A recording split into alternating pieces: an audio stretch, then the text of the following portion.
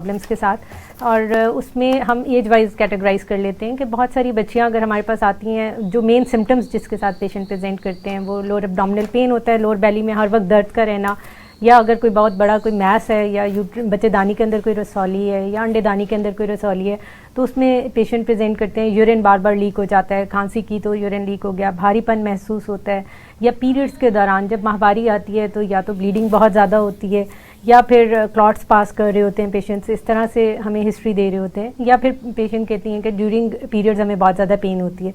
तो वो सारी चीज़ें जब भी आपके पास कोई पेशेंट प्रेजेंट करे इस तरह से, तो हिस्ट्री बहुत इंपॉर्टेंट है। पेशेंट की हिस्ट्री आप डिटेल में ज़रूर पूछें कि उसको क्या प्रॉब्लम है। अनमेरिड बच्चियां अगर इस प्रॉब्लम से आती हैं और पीरियड्स नहीं आ रहे और साइक्लिकल पेन हो रही है, तो हो सकता है कि कोई ऐसा प्रॉब्लम हो जिसमें माहवारी आने का जो रास्ता है वो ब्लॉक ना हो, तो उसको हम कहते हैं आउटलेट ऑब्स्ट्रक्शन। उसकी डायग्नोसिस के बहुत सारे टूल्स हैं, वो हम फिर डिस्कस करेंगे।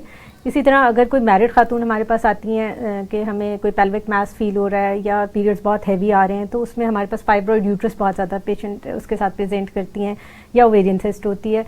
और एक बहुत इंपॉर्टेंट बात, एक्टोपिक प्रेगनेंसी के साथ पेशेंट प्रेजेंट करते हैं कि आपने उसकी माहवारी की फर्स्ट डेट ज़रूर पूछ लेनी है कि पीरियड्स मिस तो नहीं हुए। अगर पीरियड्स मिस हुए हैं और यूट्रस में आपको कुछ नहीं नज़र आ रहा, तो कहीं बच्चेदानी से बाहर तो कहीं हमल नहीं ठहर गया। और अगर इरेगुलर स्पॉटिंग के साथ पेशेंट हिस्ट्री दे रही है, तो हो सकता है कि वो हमल काफ़ी अर्सा पहले ठहरा हुआ हो और वो अनडायग्नोज जा रहा हो। तो ये सारी चीज़ों को आपने देखना है। और अगर पेन के साथ पेशेंट देती हैं हिस्ट्री के बुखार चढ़ जाता है बार बार, तो ये इन्फेक्शन को शो कर रहा है, तो उसमें आपने उसकी examination, pelvic examination is mandatory.